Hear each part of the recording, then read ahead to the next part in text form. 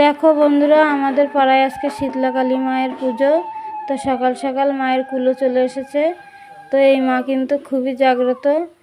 ভক্তিভরে ডাকলে মা মনের আশা কামনা বাসনা সবই পূর্ণ করে দেন। তো মায়ের কাছে একটাই কামনা করি যে যে যেখানে আছে সবাইকে সুস্থ রাখুক, ভালো রাখুক, এই কামনা করি।